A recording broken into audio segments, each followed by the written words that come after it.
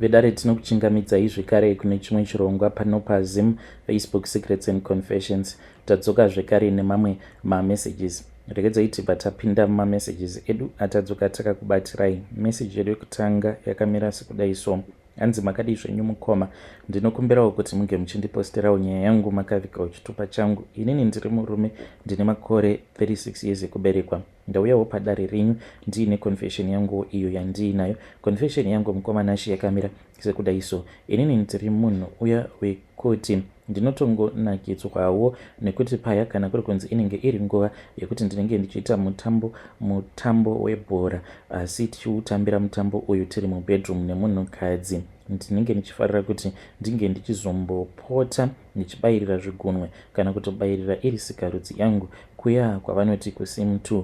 Zvino mukoma, zvinhu izvi like ndingangoti zvakazotanga mushure mekunge ndauya kuno kuSouth Africa nemhuri yangu. So pane umwe uyo wandakazofambidzana naye behind my wife's back akazondipa experience iyo yekutoti uri semunhurume anotombokupawo mukana iweyo wekuti unge uchizombobayirira kumwe kwacho kuya kwazvakarehwa. Saka ndakatombotanga ndiri negative about it, ndichizviramba, but mukoma akabva azondiudza kuti painge pasina kana nyaya. Zvatakazoita ndezvekuti takabva tazoshandisa lube, zviya zvimabhodhoro zviya zvinenge zviine lube, ndokubva ndazozodza lube ndikatoona kutoti yainge ichitopinda zvitomborina kana pressure, ndokubva tatoita paya. Ndakatoona kutoti kwainge kuchitonakidza kutodarika kumwe kwacho kuya kwazvakarehwa. So mushure mekunge ndapiwa experience iyoyo, ndakabva ndangoti it was a once off thing, but ainge ungoti pose pandinenge ndiinaye anenge achingoda kungoti tinge tichingoita saizvozvo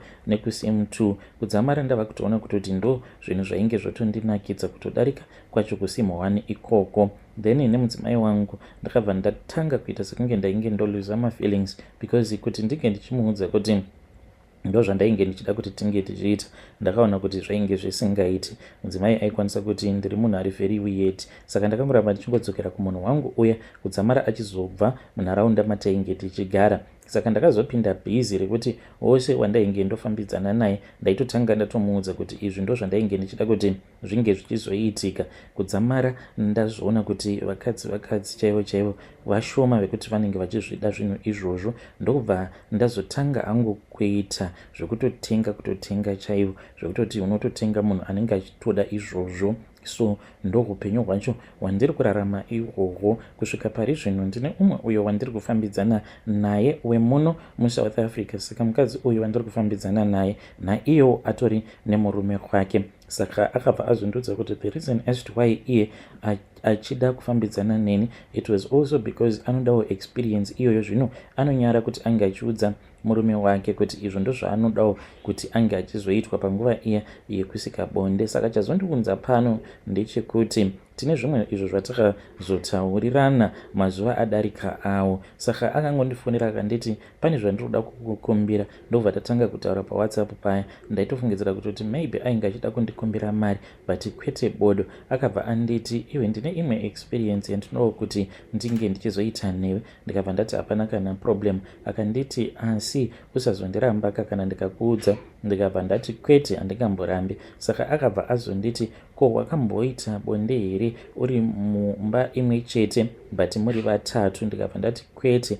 Ndikabva ndati ko iwe? Akabva ati kwete, hazvisati zvakamboitika kwandiri. Ndikabva ndati wai wabvunza? Akabva ati zvinhu izvozvo ndinoti kana ndikazvifunga ndobva ndanzwa ndichida kumbozviedza. Ndikati ini ndainge ndichifungidzira kuti ainge achida kuti tinge tichizviedza vari vakadzi vaviri murume mumwe chete, but akabva azondiudza kuti zvinoita here kuti kana ndikawana mumwe murume wekuti tinenge tichipota tichifadzana takadaro, because kuda kumbozviona ndichimbochinjaniswa nevarume vaviri at the same time. Ndo zvazondiunza pano mukoma Nashi. Dai kwanga kuri kunzi munhukadzi vanenge vari vanhukadzi vaviri, aiwa painge pasina problem. Zvino vanhurume vari vaviri pamunhu 1 zvinozoita here? Ndinokumbirawo kuti vedare renyu vange vachindibatsira. Vedare ndo message iyo yandakatumidzirwa ichibva kuna mukoma vedu. Zvakangoma hazvo vedu aiwa, ngatizame kuti tinge tichitaura navo mukoma vedu ava mucomment section, tichivapawo maadvices pakaipa. Asi kana muri semi naye mukoma, munoona sekunge zvinoita here izvozvo zvamuri kunzi ngatiitei nemunhu iye wacho wamuri kudanana naye. Just imagine, you can just imagine. Pakaipa asingatitaurei navo mucomment section.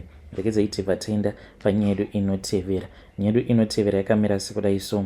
Hanzi makadi zvenyu mukoma, ndinokumbirawo kuti munge muchindiposterawo nyaya yangu makaviga chitupa changu. Ini mukoma ndinoda kureurura kuti amai vangu ivo vane dhuku ravo. Vanoti kana vakagara vasunga dhuku iroro mukoma Nhashe, it's either mumhuri munotofiwa, even kana kuri kudzinza rekwedu isusu, kana kuhama dzavo, kana kuti kuma areas ekwedu mukoma. Ndakazotozvinotisa a couple of years ago, mushure mekunge amai vabva mukunetsana neimwe hanzvadzi yavo. Saka hanzvadzi yavo iyi ainge achikwereta amai mari yainge yakawanda, because ainge akauya akati kuna amai, koma dii mazama kundibatsira sisi kuitira kuti ndinge ndichikwanisawo kutanga kachitakshopu kangu. Saka amai vakabva vazosacrifice ndokubva vazotengesa mombe yavo. Vakabva vati mombe iyi yandatengesa ndoda kuti unge uchizondidzosera mari yangu, kana wawana kaprofiti ndikwanise kuzotengesa zvekare imwe mombe. Saka amai vakabva vazobatanidza nekamari kavainge vainako, ndokubva vazopa sekuru vaivai mari yainge ichikwana iyo kuita $700. Saka sekuru vakabva vazoenda paya, but havana kana kuzombogara vakadzoka. Tikatonzwa zvitonzi chitakshopu chavo chava kutofaya paya, vava kutoita mari. Saka I think kuti amai vakazonorwadziwa mushure mekunge tanzwa kuti sekuru vainge vatenga motikari. Amai vakabva vati shuwa munhu angasvika pakutenga motikari, iyo mari yangu yandakamupa asati andidzosera. Saka nerimwe zuva ndainge nditori zvangu kumba kwangu, then ndikabva ndazongonzwa ndichifunga amai vangu. Ndakabva ndafamba paya ndisina kana kutombogara, ndakavazivisa kuti ndainge ndichiuya. So pandakasvika pamba ndakabva ndatoona kuti vainge vari mubedroom mavo, because door remubedroom mavo rinongogara rakakiwa, even kubva tichikura raingogara rakakiwa, mahwindo haavhurwi. But vanozoti kwava usiku paya ndopavanozoita kana awa vakavhura mahwindo. Zvinova zviri zvinhu zvekuti zvaingogara zvichitinetsa. Saka ndakangoenda kubedroom kwavo ndichitoti odi mama, ko muri kuitei? Ndopandakabva ndaona kuti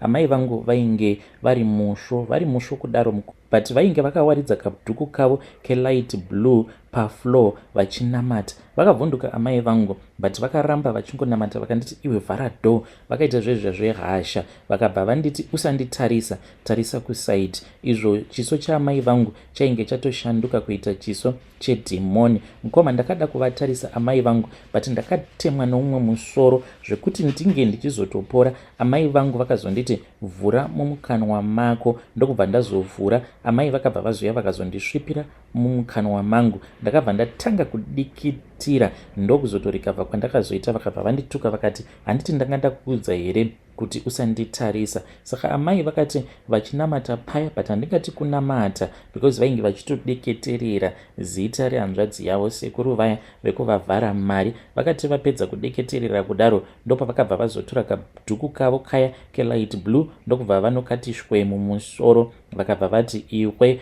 kana kuri kunzi kunosvika mangwana kana uchiri mupenyu, meno. Vakabva vatanga kupfeka vachiseka zvavo. Pose ipapo kuti ndinge ndichitarisana navo ndainge ndonzwa kutya nekuda kwemusoro uyo wainge wonditema. Vakazoti vapedza paya, ndopandakaona chiso chaamai vangu chichishanduka kutoitawo chiso chemunhu anorarama chiri normal. Panguva iyo pavainge vari busy vachideketerera mukoma, vaita sekunge like munhu akasofa kudhara. Fesi yavo yainge ichityisa. Zvinova zviri zvinhu zvekutoti zvinotonetsa kuti ndinge ndichizvirondedzera. But munoona zvezve zvavanoti zvimamami ndo zvainge zvakaita chiso chavo ivo amai vangu. Pavakazoona kuti ndainge ndisinganzwi zvakanaka, vakabva vazouya pandainge ndigere, vakabva vatanga kupopota paya. But vakabva vanditi vhura muromo mhani, uchinyanyisa, ndakuudza kuti usanditarisa. Ndokubva ndavhura muromo paya, but ndichinovhura muromo kudaro ndaitonzwa sekunge ndainge ndakabatwa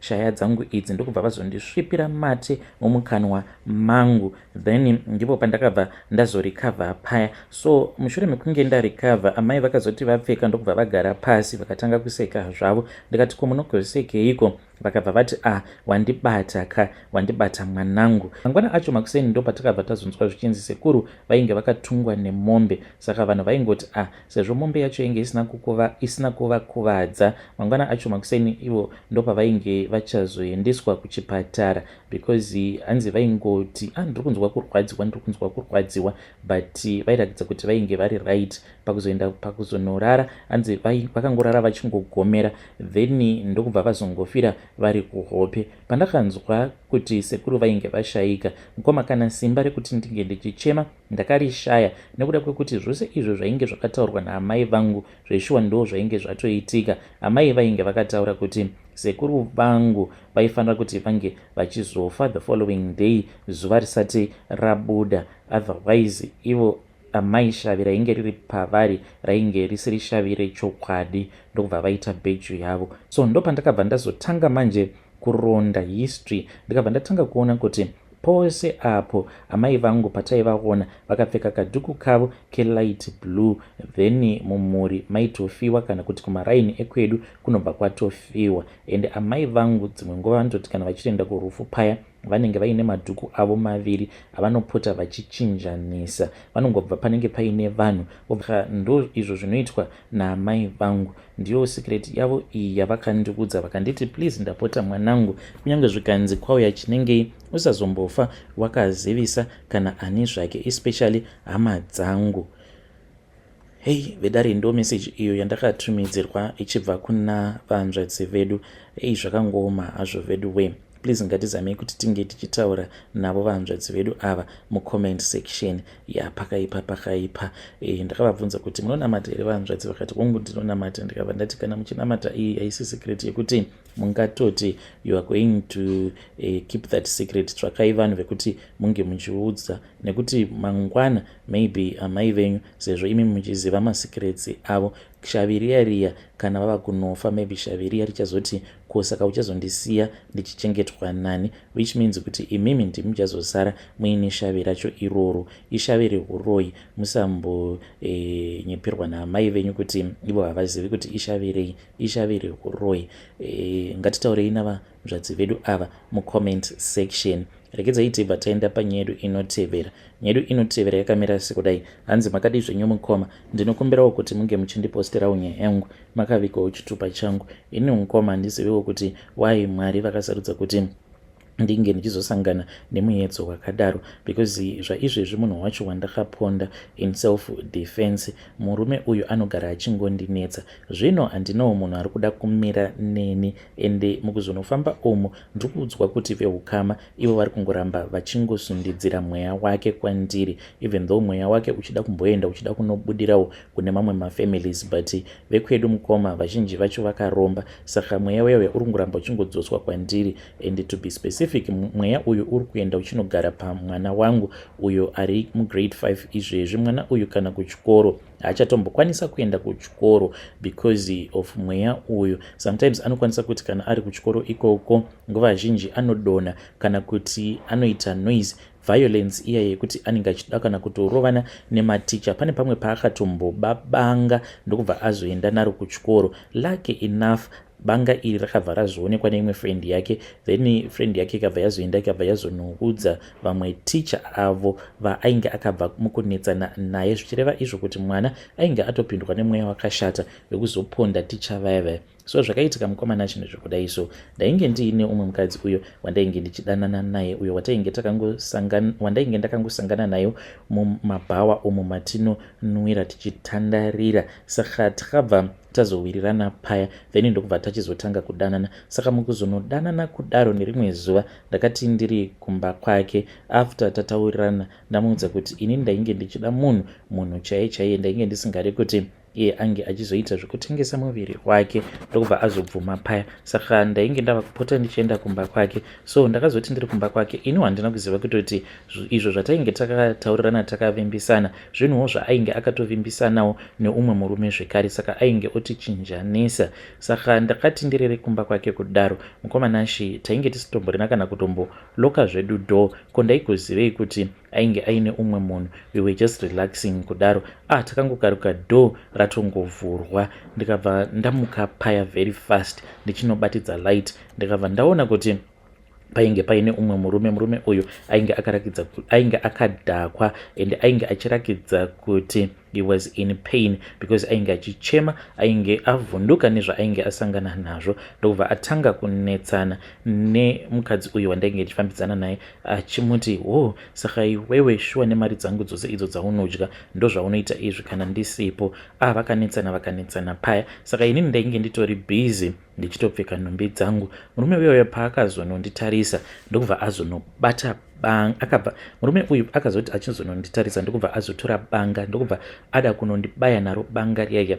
Zvino ndakati ndichinorivhikawo banga riyaya, tikabva tazonodonhera pambedha tichinetsana kudaro. Mukomana I only realized after ndaona kuti ndainge ndazara ropa, ende ropa iri raita kubuda richiita kuti tsa. Ndichinotarisa kudai ndakabva ndaona kuti murume uyu banga riya ratainge tichirwidzana, banga iroro pakunodonhera pambedha, banga iroro rainge rakaenda rikanomubaya pahuro apa. Mukomana by the time pandakarealiza kuti this was what had happened, ndakabva ndapindwa nekutya, ndakabva ndamhanya ndichibuda panze ndichiridza mhere. So pamba ipapo painge paine mupurisa ainge achigarawo pamba ipapo, ndokubva auya. Takazama mukomana kuti murume uyu ange achibatsirikana. Vamwe vainge vaine motikari dzavo vakauya, then umwe ndiye akazoti ndopakabva pazotsvakwa motikari, murume uyu akabva azomhanyiswa. Ndopakabva pazotsvakwa motikari, murume uyu ndokubva azoendeswa kuchipatara. Iniwo mukoma ndakabva ndatosungwa same time, but nyaya yacho yainge iine mawitness. Ndakati ndasungwa kudaro ndakatombochovha mukoma, ndakagara mujeri kwenguva refu ndokubva ndachizoburitswa because yainge iri self defense. Zvadaro mukoma ndakati ndaburitswa kudaro, mudzimai wangu ainge atoita move on with her life, nanhasi uno ari kuBotswana uko. Saka zvakazoitika nezvekuti murume uyu ndakachizotanga kumurota. Kusvika pari zvino ndinomurota mukoma. Nyaya iripo ndeyekuti hanzi vehukama, hama dzangu idzo hanzi dziri kuti kana dzikafamba dziri kudzwa kuti mumuri mune ngozi, saka vakabata kuti ingozi yemurume uya wandakaponda, vanobva vangoti kumweya wake, iwewe enda unotarisana nemunhu wacho iyeye akakuponda, isusu tisiye nekuti pamakapondana tainge tisipo. Saka mweya wake murume uyu unobva wazouya kwandiri uine ukasha, wobva wazoenda pamwana wangu uyu ari mugrade 5. Kudawo kuti mhuri yeZimbabwe inge ichindibatsirawo, nekuti pazvakaitika zvinhu izvi ndainge ndisina kana tarisiro yekuti ndingazonzi ndakaponda munhu muupenyu hwangu. Vedare ndo meseji iyo yandakatumidzirwa ichibva kuna mukoma vedu. Please ngatizame kuti tinge tichitaura navo mukoma vedu ava mucomment section. Zvakangoma hazvo veduwe, hanzi zvinhu izvi pazvakaitika ndainge ndisina tarisiro yekuti ndo zvainge zvichazoitika. Pakaipa. Saka does it mean kuti ukaponda munhu in self defense, munhu iyeye anobva adzoka futi kwauri achikumukira ngozi? Vanoziva please tibatsirewo mucomment section.